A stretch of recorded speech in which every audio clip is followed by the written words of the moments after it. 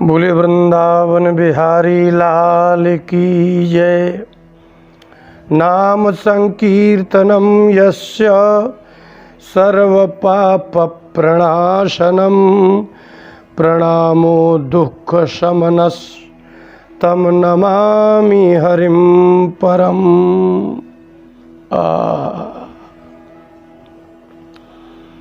संसार में प्रायः मनुष्य गृहस्थ ही अधिक मात्रा में मिलते हैं। संसार में सबसे कठिन है इस संसार के भोग्य पदार्थों का त्याग करना। पुरुष का स्त्री और स्त्री का त्याग के साथ साथ जिह्वा के स्वाद त्याग करना, शरीर को जिन जिन इंद्रियों से सुख प्राप्त होता है उनका त्याग करना अति दुष्कर है, दुर्गम है, दुर्लभ है। इसलिए ऐसा त्यागी पुरुष बहुत ही कम प्राप्त होता है। किंतु गृहस्थ आश्रम में भी यही विवेक जागृत हो जाए, पत्नी होते हुए भी, पति होते हुए भी वासना ना हो, घर में सभी पदार्थ भोज्य पदार्थ होते हुए भी उसको खाने की इच्छा ना हो, ऐसा व्यक्ति गृहस्थ में भी रहकर संयमित रह करके वह व्यक्ति इस संसार सागर से ऐसे मोक्ष प्राप्त कर सकता है जैसे महात्मा सब कुछ त्याग करके मोक्ष प्राप्त कर लेते हैं। शास्त्रानुकूल कर्म करने वाले गृहस्थ ही विवेकी और ज्ञानी होते हैं। शास्त्रों में मार्ग बताए गए हैं। देवी भागवत के प्रथम स्कंद के 18वें अध्याय के 31वें और 32वें श्लोक में महाराज जनक जी ने सुखदेव जी से कहा कि गृहस्थाश्रम संस्थोपि शांतः सुमतिरात्मवान न च हृष्येत न च तपेल लाभालाभे समो भवेत। कोई महात्मा होकर के ही मुक्ति नहीं प्राप्त होती।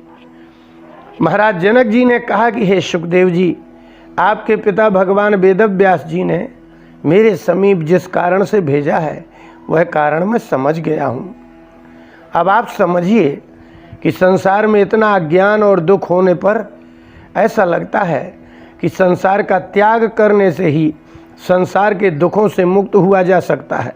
हाँ, ये विचार ही पूर्ण सत्य है।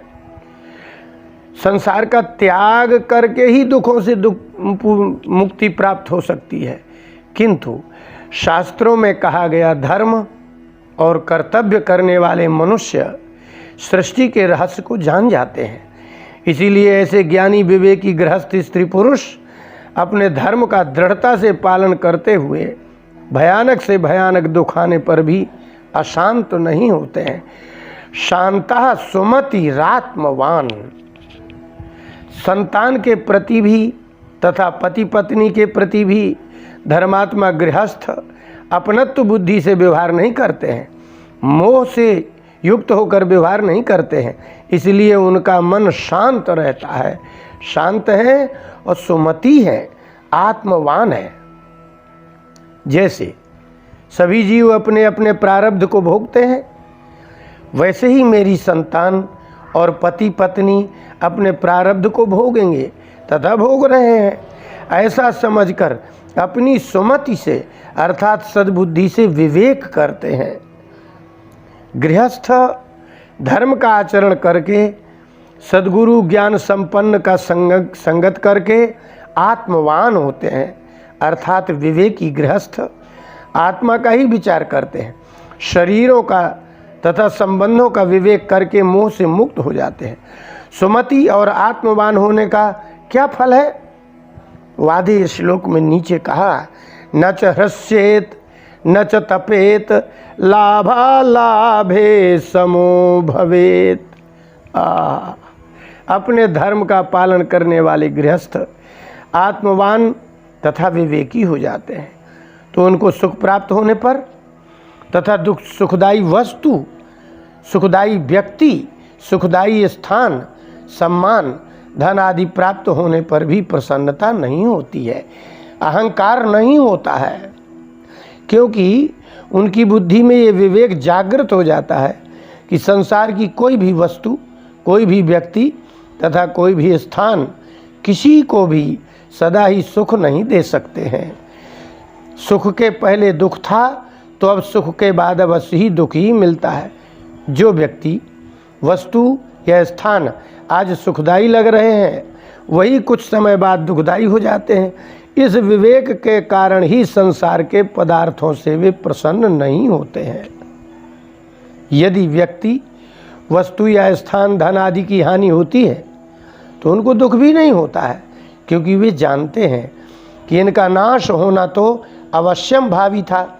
जो भी वस्तु दिखाई दे रही है या संबंध है वे सभी नष्ट ही होते हैं, इसलिए वे हानि होने पर दुखी नहीं होते हैं, हानि लाभ में समभाव से रहते हैं। किंतु ऐसा विवेक गृहस्थ को कब जागृत होता है? विहितम कर्म कुर्वाणस् त्यजश्चिंतान्वितम च यत् आत्मलाभेन संतुष्टो मुच्यते नात्र संशयः। ये भी देवी भागवत के प्रथम स्कंद के 18वें अध्याय का 32वां श्लोक है। ये विवेक ऐसे ही नहीं जागृत हो जाता है। कैसे होगा? तो विहितम कर्म कुर्वाणः, कोई भी गृहस्थ स्त्री पुरुष अपनी जाति के अनुसार, संबंध के अनुसार, शास्त्रों में कहे गए धर्म का पालन करते हुए संसार की सभी प्रकार की चिंताओं को छोड़कर आत्मविचार से आत्मसंतुष्ट रहे, तो ऐसे धर्मात्मा गृहस्थ स्त्री पुरुष इस संसार के दुखों से मुक्त हो जाते हैं। वास्तव में ऐसे गृहस्थों के यहाँ ही तो भगवान जन्म लेते हैं, ऐसे ही गृहस्थों के यहाँ वीर जन्म लेते हैं, ऐसे ही गृहस्थों के यहाँ सती पतिव्रता स्त्रियाँ जन्म लेती हैं। यदि आप ब्राह्मण, क्षत्रिय, वैश्य, शूद्र आदि वर्णों के अनुसार शास्त्रोक्त धर्म का पालन करते हैं, माता पिता पुत्र पत्नी आदि के कहे गए धर्म का पालन करते हुए संसार को तथा शरीर को मायामय जानते हुए कर्तव्य परायण होकर भगवान का भजन और शास्त्रीय विधि से जीवन का समय से यापन करते हैं, तो निश्चित ही गृहस्थ आश्रम में रहते हुए भी विदेह हैं तथा विदेह होते हुए भी गृहस्थ हैं। संसार को समझने के लिए धर्म का पालन तथा अपने कर्तव्य का पालन करते हुए आत्म विवेक का आश्रय लेने वाले गृहस्थ ही धन्य हैं। अज्ञानी गृहस्थ तो धन, शरीर और सुविधाएं प्राप्त करके भी तो दुखी ही रहता है। दुख में जीवन ही तो नरक है। धर्म से रहित और कर्तव्य से रहित भोगी गृहस्थ ही दुखी होते हैं। आपने देखा होगा कि वर्तमान में क्या, बहुत पहले से ही जो लोग ये विचार करते हैं कि शरीर का सुख चाहिए, जिन लोगों की बुद्धि में ये बात है कि अगर हमारे घर में मशीनें होंगी तो हम बीमार नहीं पड़ेंगे, रोगी नहीं होंगे, लेकिन आपको आश्चर्य होगा, जरा घूम करके देखिए, भ्रमण तो करिए, जितने करोड़पति, अरबपति जिनके घर में शौचालयों में तक एसी लगा हुआ है, पूरा घर एसी है, गाड़ियां हैं, सेवक हैं, उन्हें तो भोजन भी नहीं बनाना है, उन्हें कोई झाड़ू पोछा भी नहीं लगाना है, ऐसे लोग भी रोगी क्यों हो जाते हैं? इतने अज्ञानी क्यों? इसलिए शरीर के सुख को सुख मानने वाले व्यक्ति मशीनों के अधीन होकर के, सुख सुविधाओं के अधीन होकर के शारीरिक रोगों से ही पीड़ित नहीं होते, वो मानसिक रोगों से भी पीड़ित हो जाते हैं। इसलिए अपने किसी विद्वान सद्गुरु ब्राह्मण को गुरु रूप में स्वीकार करें, वो जो आपको मार्ग बताएं उस मार्ग का अनुसरण करें, धीरे धीरे करें। प्रातः काल आप उठें, आज आप 8 बजे उठते हैं, 7 बजे उठते हैं, धीरे धीरे आप आधा घंटे आगे बढ़ाइए, 5:30 बजे उठिए, फिर 5 बजे उठिए, फिर 4:30 बजे उठिए, फिर 4 बजे उठिए। वैसे भी आपको वृद्धावस्था आने पर प्रजागर रोग हो जाएगा, आपको नींद ही नहीं आएगी।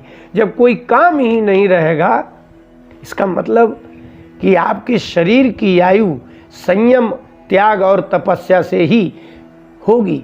नहीं तो आप सुख सुविधाओं को भोग करके आपकी आयु इतनी अल्प हो जाएगी कि औषधियाँ खा करके रोगी शरीर में क्या सुख हो सकता है।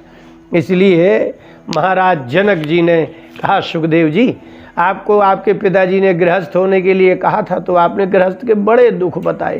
सारे संसार में यही लोग सोचते हैं कि जब महात्मा हो जाएंगे, सब कुछ त्याग देंगे तो सुखी हो जाएंगे। नहीं, त्याग तो गृहस्थ अवस्था में भी हो सकता है। इसलिए गृहस्थ आश्रम में भी सत्कर्म और सत्शास्त्र और सद्गुरु की आज्ञा में रहने वाले गृहस्थ के यहाँ ही वीर पुरुष, विद्वान पुरुष, योगी पुरुष, ज्ञानी पुरुष जन्म लेते हैं। यदि गृहस्थ अशुद्ध रहते हैं, गृहस्थ भोगी होते हैं, तो उनके यहाँ तो सामान्य जीव ही उत्पन्न होते हैं, उनके यहाँ कोई श्रेष्ठ पुरुष पैदा नहीं होते हैं। ये धर्म दिग्दर्शन चैनल, आप इसको अगर सब्सक्राइब करेंगे तो हमारे कहे हुए प्रवचन और कही हुई बात आपको सभी एक के क्रम से लेकर के सब प्राप्त हो जाएंगे, और जहाँ तहाँ जो हमारी कथाएं हैं वो भी उसमें प्राप्त हो जाएंगी। इसलिए आप इसको सभी प्रकार से देखने के लिए, समझने के लिए और उसका आचरण करने के लिए आप धर्म दिग्दर्शन को अवश्य सब्सक्राइब करें, ताकि समय समय पर आपको कोई अच्छी बात सुनने को मिल जाए, अच्छा मार्ग प्रशस्त हो जाए। बोले वृंदावन बिहारी लाल की जय।